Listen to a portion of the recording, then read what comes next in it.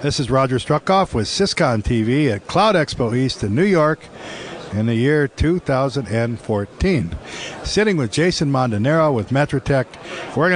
I think we're going to talk a little bit about enterprise cloud adoption, kind of a big topic. What's your take on it? So I think what we're seeing is that people are starting to move beyond the commodity cloud, and what we're starting to see is enterprises really need to focus on additional value-added services in order to really drive their adoption. They need to bridge their on-premise, their legacy infrastructure. They need to hybridize it in terms of their private cloud and public cloud. And really what's going to happen is that any new vendors getting into the market are really going to have to step up their game compared to the existing public providers in terms of providing more value-added services. And that's going to lead to partnerships. And if you're going to start adopting a model with partnerships, you're going to start having a more complex business relationship. And that's where MetraTech really comes into play in terms of helping companies manage those settlement and revenue sharing relationships in order to provide a unified service to enterprises. Welcome to the show, by the way. I forgot to add that. Hybridize. Hybrid's the word of the week here. This is a different discussion, I think, than we were having a few years ago when we weren't sure how much hybrid there's going to be. Now it's a done deal. Right? Yeah. No, exactly. I think what you've seen is that a lot of traditional players like communication carriers and folks, take Verizon, for example, they've been sitting almost on the sidelines seeing how the market shapes up, and now they're ready to pounce. And really what they're doing is they have a lot of customers that are already using their infrastructure from a hosting and traditional perspective, and now they're bridging that out into more of a hybrid cloud where you can bridge one cage to more of the public aspect for bursting, tie in additional vendors, new SaaS applications. So it's really going to expand the portfolio of products and services to their client base. And again, that's going to lead to a lot of different line items on your invoice for a CFO to deal with.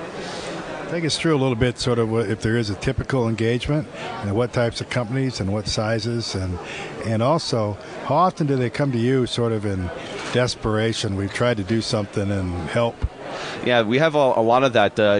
What we see is a lot of our clients have grown through acquisition or have multiple lines of businesses globally. And usually what they wind up having is a bunch of siloed operations. And they wind up having a unified desktop in the form of spreadsheets and manual processes.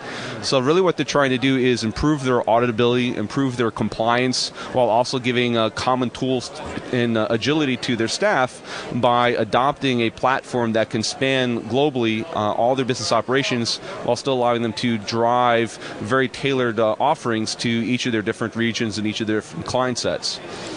So auditing and compliance is a huge issue that doesn't often get talked about. So let me imagine a company that's been migrating to the cloud for a while, and they've got a fairly sophisticated strategy, and they're using hybrid for this. They're working with one of the big public vendors for various aspects of some of the core stuff they're doing on site. And then they acquire somebody, and that company's a mess. Is that the kind of situation, and then how do you help them handle that? That's actually pretty common. So one of the strengths about our platform is it's metadata driven. So it's very easy for our customers to take their existing information assets, be able to provide new specifications to merge in a new line of business and add that as an adjunct to the existing system and tie it all together. So it's very easy for people to adopt. We in fact had a customer project that was launching for a particular line of business, and halfway through the project they acquired somebody, they rolled it into the scope of the project, and they were still able to deploy with their original deadline, but now including the additional scope of the acquired company.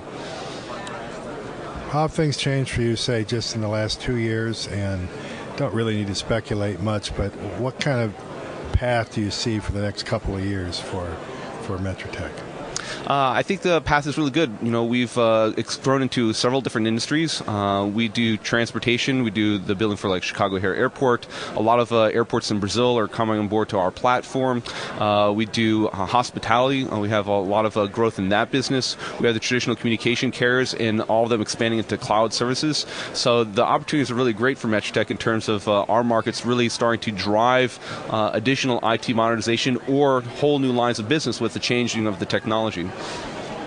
So when the Olympics comes to Brazil in the year 2016, the experience in the airports will be good. Anything else that's messed up, not your fault.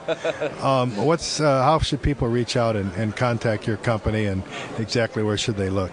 Sure. You can reach us at our website, www.metratech.com, and we also have a Twitter feed where you can reach us as well. And we're also sponsoring an Internet of Things Tuesday talk on the web, so that's hashtag IO Tuesday as well. So join us on those Tuesdays for talks about that, and that's really looking really far into the future in terms of how that's going to impact business models as well.